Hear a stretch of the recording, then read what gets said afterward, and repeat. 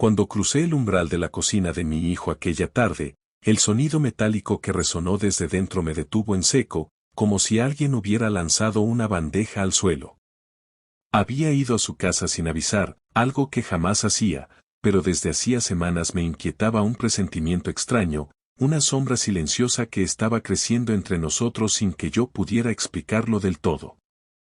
Mi hijo, Daniel, siempre había sido reservado, pero últimamente se había vuelto inaccesible, casi como si escondiera una parte de su vida incluso de él mismo. Le escribía y tardaba días en responder. Llamaba y su voz sonaba apagada. Cuando le proponía vernos, inventaba excusas que no eran creíbles ni para él. Aquel día conducía cerca de su barrio y tomé la decisión impulsiva de pasar a saludarlo. Esperaba encontrarlo viendo televisión o preparando algo de comer, tal vez con la misma sonrisa tímida que siempre tenía cuando abría la puerta. Pero nada salió como imaginaba.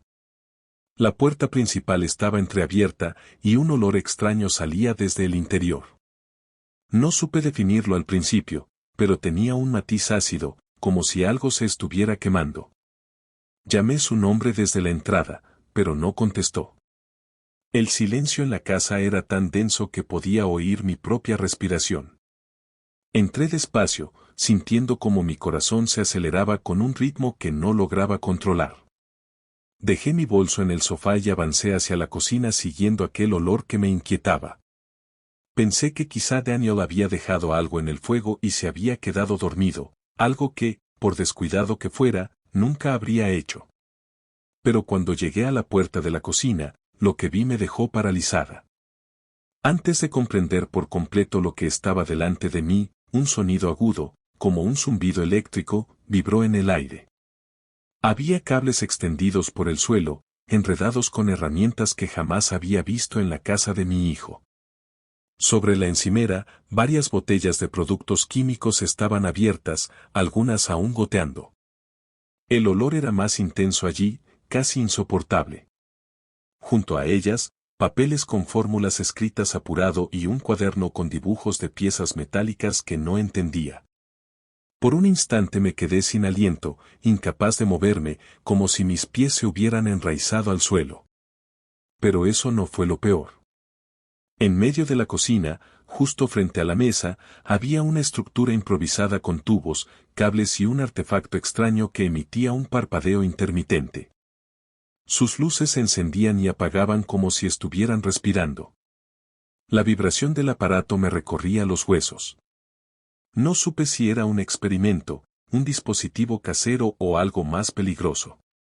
Pero mi intuición, esa que nunca me había fallado, gritaba que aquello no era normal, que Daniel estaba jugando con algo que podía dañarlo seriamente. Me llevé una mano al pecho intentando calmarme. Llamé otra vez su nombre, ahora con la voz rota, desesperada, pero la casa siguió en silencio. Caminé unos pasos hacia la mesa, cuidando de no tropezar con los cables. Mi respiración temblaba mientras mis ojos recorrían los objetos dispuestos como si alguien hubiera trabajado allí sin descanso durante horas, días quizá. Había restos de comida sin retirar, tazas de café vacías, una bandeja caída en el suelo. Todo hablaba de una ansiedad inquietante, de un desorden mental que nunca había visto en mi hijo. Me incliné lentamente hacia el cuaderno abierto sobre la mesa. Reconocí la letra de Daniel, pero no reconocí su mente en aquellas páginas. Eran anotaciones rápidas, obsesivas, como si estuviera convencido de haber descubierto algo vital, algo urgente. Había diagramas con flechas, cálculos sin sentido para mí y frases subrayadas 2 o 3 veces. Una de ellas me dejó helada: no hay tiempo. Ellos vendrán antes de que esté listo. Sentí que el suelo se movía bajo mis pies. ¿Quiénes vendrán?, murmuré, aunque no esperaba respuesta. Intenté mantener la calma, pero cada detalle aumentaba mi miedo. Una sensación terrible se apoderó de mí, la certeza de que Daniel estaba involucrado en algo peligroso y que quizá ya no estaba dentro de la casa. Volví la vista hacia el aparato que parpadeaba y noté que de una de sus partes salía un hilo de humo delgado, casi imperceptible. Me acerqué con cautela, sintiendo cómo las paredes parecían cerrarse alrededor mío. Entonces escuché otro sonido. Un golpe seco en el pasillo, como si algo hubiera caído. Me di la vuelta sobresaltada, pero no vi a nadie. El silencio volvió, pero ya no era el mismo, tenía un peso amenazante, una tensión que parecía pegárseme a la piel. Mi corazón latía tan fuerte que creí que podía escucharse más allá de mis costillas. Intenté llamar a Daniel por teléfono, pero recordé que había dejado mi bolso en el sofá. Retrocedí unos pasos para ir a buscarlo, sin quitar la vista del pasillo por si alguien más estaba en la casa. A mitad de camino, algo nuevo llamó mi atención, un pequeño destello bajo la mesa. Me agaché con cuidado y descubrí que había un teléfono móvil, pero no era el de Daniel. Era otro, uno que jamás había visto. La pantalla estaba encendida, mostrando una cuenta regresiva. Los números descendían sin pausa, 12, 43. 12, 42. 12, 41. Mi respiración se cortó. Solté el móvil como si me hubiera quemado. Todo el cuerpo me temblaba. No entendía qué significaban esos números, pero sabía que nada bueno podía salir de una cuenta atrás perdida en una cocina llena de químicos y cables. Sentí una presión en el pecho, una urgencia absoluta que me obligaba a actuar. Miré alrededor buscando algo que me diera respuestas, pero lo único que encontré fue más confusión. Me llevé las manos a la cabeza, incapaz de ordenar mis pensamientos. Y entonces lo entendí. No podía enfrentar sola aquello que fuera que estaba ocurriendo. Era demasiado grande, demasiado extraño, demasiado peligroso. Fui corriendo hacia el salón, tomé mi bolso con las manos temblorosas y saqué mi teléfono. No lo pensé más. No había espacio para dudas, ni para intentos de comprender lo que no era capaz de entender. Con el corazón golpeando mi garganta, marqué el número que nunca pensé que tendría que marcar por mi propio hijo. Cuando marqué el 911, mis manos temblaban tanto que tuve que sostener el teléfono con ambas para no dejarlo caer. La operadora contestó con una voz tranquila, pero yo apenas pude explicarle lo que estaba sucediendo. Las palabras se atropellaban entre sí mientras trataba de describir la escena, el aparato que parpadeaba, los químicos derramados, los cables serpentando por el suelo, y sobre todo, aquella cuenta regresiva que seguía descendiendo sin clemencia. Ella me pidió que saliera inmediatamente de la casa, que no tocara nada y que esperara a los oficiales en un lugar seguro. Me moví casi por inercia, impulsada por una mezcla de pánico y una necesidad desesperada de proteger a mi hijo, donde quiera que estuviera. Al salir a la calle, el aire frío me golpeó el rostro, pero no alivió el fuego que llevaba en el pecho. Miré hacia la puerta entreabierta de la casa, sintiendo que en cualquier momento algo podía explotar o desmoronarse. Caminé hasta la acera, intentando respirar hondo. La calle estaba extrañamente silenciosa, como si el mundo hubiera decidido sostener la respiración junto conmigo.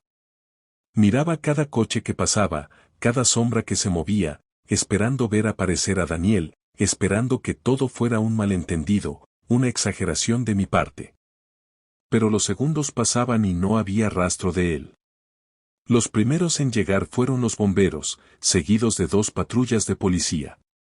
Me hicieron retroceder aún más mientras entraban equipados con máscaras y guantes, preparados para cualquier sustancia peligrosa.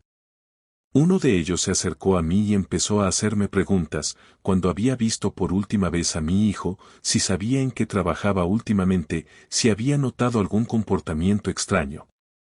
Intenté responder con coherencia, pero mi mente iba y venía entre imágenes de Daniel de niño, corriendo por el patio, riendo, y el caos que había encontrado en su cocina hacía apenas unos minutos. Después de un rato, uno de los bomberos salió y habló en voz baja con los oficiales.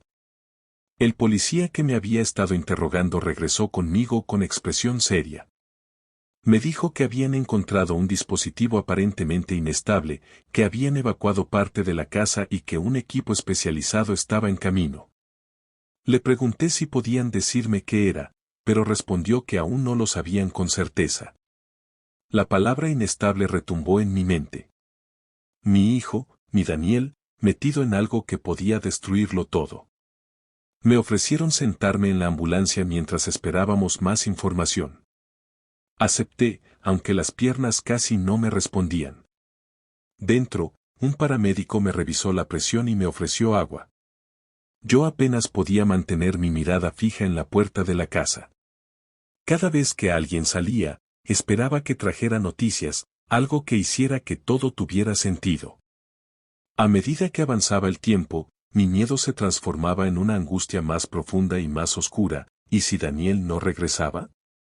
¿Y si lo que había comenzado en esa cocina era parte de algo mucho más grande, de algo de lo que yo no sabía absolutamente nada?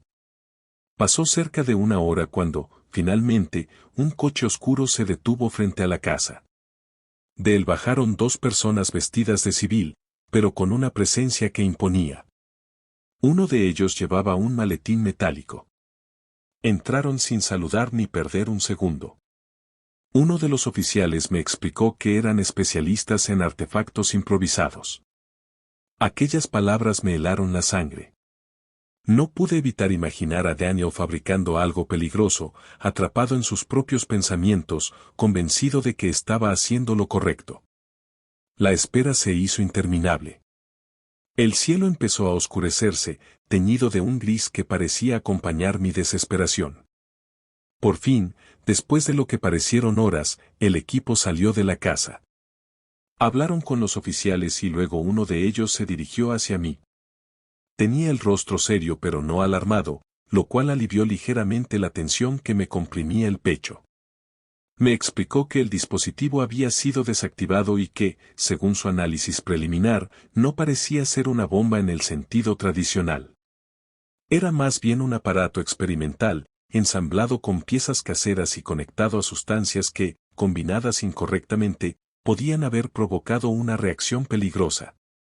No era lo suficientemente estable como para saber exactamente cuál era su propósito. Me dijo que no podían afirmar aún si Daniel tenía intención de hacer daño o si simplemente estaba experimentando sin comprender el riesgo. Agradecí la información, aunque solo abrió nuevas preguntas dentro de mí. Les pedí que me dejaran entrar a la casa, necesitaba verlo todo otra vez con mis propios ojos, necesitaba intentar entender qué estaba pasando por la mente de mi hijo. Al principio se negaron, pero después de varios minutos de insistencia, aceptaron acompañarme. Caminé detrás de un oficial hacia la cocina, y al volver a ver la escena, aunque ya sin el parpadeo amenazante del aparato, sentí un escalofrío recorrerme de nuevo. El caos seguía allí. Las botellas, los papeles, los dibujos, todo hablaba de una obsesión oculta. Me acerqué al cuaderno que había visto antes. Esta vez lo abrí con más detenimiento. Había más páginas llenas de anotaciones que no entendía, pero entre ellas encontré algo distinto, una carta. Era una hoja doblada, con mi nombre escrito arriba con letra firme. Mis dedos temblaron cuando la tomé. El oficial me miró, esperando que la leyera allí mismo, pero le pedí privacidad y asentó, retrocediendo unos pasos. Mis ojos recorrieron las primeras líneas y sentí como el mundo a mi alrededor se desdibujaba. Daniel escribía sobre sentirse observado, perseguido, como si alguien lo siguiera desde hacía semanas. Hablaba de voces que escuchaba por la noche, de sombras detrás de los autos estacionados, de mensajes que creía encontrar escondidos en programas de televisión. Decía que el aparato que estaba construyendo era una forma de interferir con ellos, de silenciar el ruido, de proteger lo que quedaba de su mente. Había desesperación en cada palabra. Un miedo profundo. Un delirio que nunca había visto en él. Un nudo me apretó la garganta con tanta fuerza que apenas podía respirar. Mi hijo no estaba creando algo para dañar a otros. Estaba intentando salvarse de algo que solo existía en su mente. Sentí que fallé en reconocer que sufría. En no haber visto las señales. En no haber empujado más para saber cómo estaba realmente. Un oficial se acercó al ver mis lágrimas y me dijo con suavidad que aquello que describía la carta podía ser un episodio psicótico, algo que requería atención inmediata. Fue en ese momento cuando escuchamos pasos en la entrada. Un vecino gritó que alguien venía corriendo por la acera. Salimos rápidamente y lo vi. Daniel. Su ropa estaba arrugada, su rostro demacrado, los ojos abiertos con una mezcla de miedo y confusión. Cuando me vio, se detuvo en seco, como si no supiera si correr hacia mí o alejarse. Pronunció mi nombre con una voz quebrada. Di un paso hacia él, pero dos oficiales se adelantaron por precaución. Daniel levantó las manos y empezó a decir que no quería hacerle daño a nadie, que solo necesitaba terminar el dispositivo, que ellos venían, que estaban cada vez más cerca. Su mirada era la de alguien atrapado entre la realidad y un mundo invisible que solo él podía ver. Me acerqué despacio y le hablé con el corazón desgarrado, diciéndole que estaba bien, que yo estaba allí, que no lo iban a lastimar. Los oficiales lo sujetaron con delicadeza cuando él mismo, agotado, dejó caer su cuerpo, como si ya no pudiera sostenerse. Lo llevaron a la ambulancia mientras yo caminaba a su lado, tomándole la mano. Sus ojos buscaban algo en el cielo que yo no podía ver. Los paramédicos dijeron que necesitaba evaluación psiquiátrica urgente. Asentí sin protestar, porque comprendí que aquello era lo único que podía salvarlo ahora. Mientras la ambulancia se alejaba con él, me quedé en la acera con el cuaderno apretado contra mi pecho, sintiendo que el mundo que conocía se desmoronaba a mi alrededor. Una parte de mí se rompió al saber que mi hijo llevaba tanto peso solo, en silencio.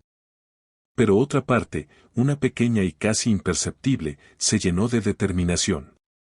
Iba a estar con él en cada paso, iba a entenderlo, iba a ayudarlo a recuperar lo que había perdido en su propia mente, sin importar cuánto tiempo tomara.